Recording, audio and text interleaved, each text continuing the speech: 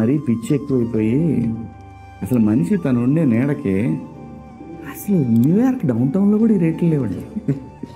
ఒక విల్లా అంట 35 కోట్లు 36 కోట్లు.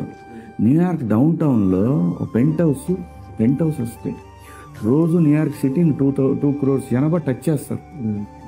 New York never sleeps. అలాంటి సిటీలో లేని రేట్లు ఈ రోజున 2 తెలుగు రాష్ట్రాల్లో ఉంది.